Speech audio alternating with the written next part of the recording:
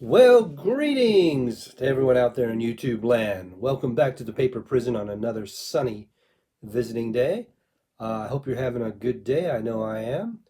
And, well, welcome back. And before we get started, I just want to thank everyone for coming and watching this new episode of The Comics Prisoner. I also noticed I got a few new subscribers this month. I want to thank you for joining in the community here. I really appreciate it, just as I appreciate all of my existing subscribers for sticking around and seeing what we're doing here. I really hope that you'll continue, and I hope you'll make some comments in the comments threads. I really would be interested in what you think of my critiques of these pages. I would like to hear what you think of these pages, and let's just get started. Now, this is going to be a shortish episode of The Comics Prisoner. One, because I only have 3 pages today, but two, we are looking at the work of Alan Weis. And Alan Weis is someone who I really don't feel qualified to evaluate here. I really think he's working on another level, on such a high and different level that I think a lot of editors don't quite know what to do with him sometimes. I could be wrong here, and if I am, I'll own it, but that's sometimes I get the feeling that styles and fashions have changed so much, I don't think the the proper appreciation is there. That be that as it may, let's get started.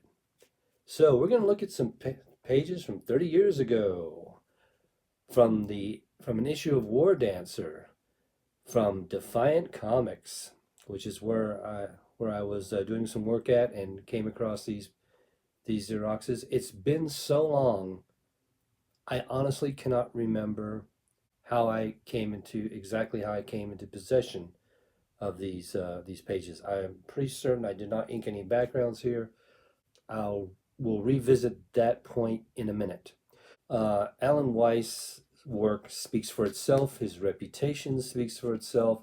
So let's just zoom in on panel 1, tier 1, and we see here what, even though these backgrounds are a little just blocked in, he is what Gil Kane would call, don't be a don't be a comic book artist, be a picture maker.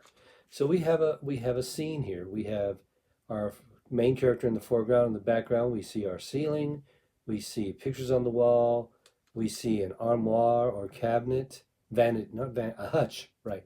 Hutch, possibly in the background with some plants. It's a very real environment, a very real picture. Panel 2 is pregnant with portents as we see him lift his helmet off of his head. And then panel 3, tier 2, we have a beautifully drawn face. I can see how Alan Weis might be the only person to ink Alan Weis. When it's tightly penciled, that's a lot of detail to replicate. And when it's a little loose, it's kind of like you don't quite know how to convert these gray tones into ink. Kind of in a way Gene Colan is, where sometimes you have to figure out how to convert the gray tones in ink, but not in the exact same way. It's the same problem, but different solutions. So let's just pause a moment to just marvel at this beautiful drawing of a face. There's really nothing I can add to it. It's just there. It's beautiful. Just drink it in. So panel 2, tier 2. Again, we're a picture maker. He's in an environment. He's got his hand on that TV, and it's sitting on a bookshelf, and there's some other details in the background. He's not just floating in the air with no background. Panel 3, and now we have like little people, child and a dog, as well as this lady here. You can just feel that the narrative is progressing and well drawn. Panel 1, tier 3, you were kind of seeing the difficulties in bringing this now to the finished product. War Dancer, which was created well, not just a pencil, but probably co-created by Alan Weis and his wife, Pauline. He's very much nailed down, lots of detail to work with. The woman in the background, not to the same level of detail as WARDANCER in the front. Even in panel 2, tier 3, well, she is more drawn. It's like he knows the character of WARDANCER better than this supporting character. And the kid, let's just hope that Alan is inking this. I can't remember. The kid is a very good breakdown. The inker's going to have, whoever it is going to have to finish this. As I said, I'm not going to critique Mr. Weiss's work. I'm going to let the work speak for itself, and I think it has. So let's take one last drink in of these beautiful pencils as we go to page 2. Now this, I do not think, no, this is not from WARDANCER. This is from a crossover title that they were going to have between the Defiant titles. And as such, I don't think all of this is Alan Weis. As a matter of fact, I think the majority of this is Adam Polina. And I think WARDANCER was guest starring in, well, not guest starring, he was part of the crossover. But we have this character, Charlemagne, who I think the artist on that was Adam Polina, and WARDANCER coming into some conflict. But I know on tier 2, panel 1, that kid's face is Alan Weis. I recognize that style. I think Polina drew this page, and then Weis came in and did a little fix-up on any characters that were appearing in WARDANCER, and I think that kid is some kind of like, demonic antagonist villain of the piece. Kid prodigy, maybe kid genius, but ultimately a bad guy. So I'm seeing a majority of someone else, probably Adam Polina on this page, but definitely on that kid in the middle tier, that's Weis. And I see maybe some corrections on Polina's drawing by Weis on WARDANCER. If I'm wrong, remember I am going by 30-year memories here. Otherwise, still a great page. Although, look, that on the top, that temple in the background, totally faked. I feel so sorry for the inker who's going to have to make that be a real man-made artifice, building. Again, and also in the middle panel with the kid on panel 1 on tier 2. Those drapes,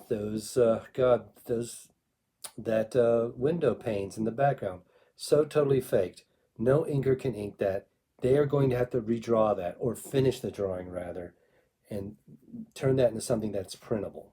All right, so yeah, maybe I am being a little critical here, because not all of it is Weis.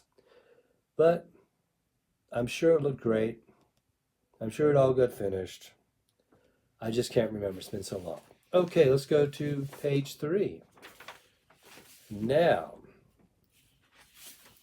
you're going to say, hey, wait a second, these aren't pencils. This is actual finished inks. Correct. But this gets special consideration. I'll tell you why. Because I was in Defiant, and I found this in the trash. I pulled this out of the trash, and I said, there's no way I'm letting this get thrown away. And also, this was reproduced on cardstock, which leads me to believe these were going to be like promotional materials. Like you would send it to comic shops or distributors or what have you. You don't just Xerox something onto cardstock just for yucks. But even if they had all they needed, I just thought it was a crime that this was thrown in the trash. I pulled it out. It's just beautiful drawing. And I'm sure Weis inked this himself, and because he did sign it. So we're seeing how those drawings that I had a little problem with, the first drawings that seemed to be just shorthand, Weis is finishing the drawing in ink. You can see the little boy and the woman, and you see, hey, it works out great. This is going to be fine. top tier, panel 1, you see the woman and the little boy, and you're like, oh yeah, that works. He pulled that together in ink. And then panel 2, tier 1, we see out of nowhere, maybe, I can't tell if that's like a, coruscating water or supposed to be a light or what have you. It's War Dancer is coming out of something. Doesn't this make you want to go buy these Defiant comics and find out the story? I think so. And then we get down to War Dancer is come out of either whatever portal he came out of or whatever confinement he's been in for centuries. And he looks great. Boy, too bad this didn't continue. As I said, when I think back, how did I get these Xeroxes? Because it's been so long. I don't think. I mean, I know I did not work on these. I don't. Maybe I pulled all 3 of these pages out of the trash. I don't think so on the first 2. I think Bob Downs was maybe helping ink some of it, and I just can't remember how I came into contact with. But this ink thing that I pulled out of trash, I'm so glad I did. It's a great example of Alan Weis's work. Hope you agree. I just love it. Well, that's all I can say about these pages. On top of the fact of thinking that Weiss is way out of my league, it's been 30 years and I honestly cannot remember much more about it. I hope you enjoyed this episode of The Comics Prisoner.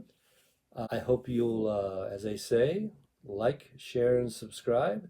And I really hope you'll do some comments, because I'd like to hear what you guys think of these pencils and this art and this artist and this very interesting time when they were still kind of surfing on the death of Superman speculator bubble, where there was just a ton of comics companies, a ton of work. People could get employed. It was a great time. So what's coming up next? Well, I think what's going to come up next is we're going to have some super pencils, and that's the only hint and clue I will give. But I will emphasize that they are super pencils. All right, till next time. You all have a great day. I'm doing this on a Friday, so I hope you're having a great weekend. And we'll see you next time. Take care, everyone. Bye-bye.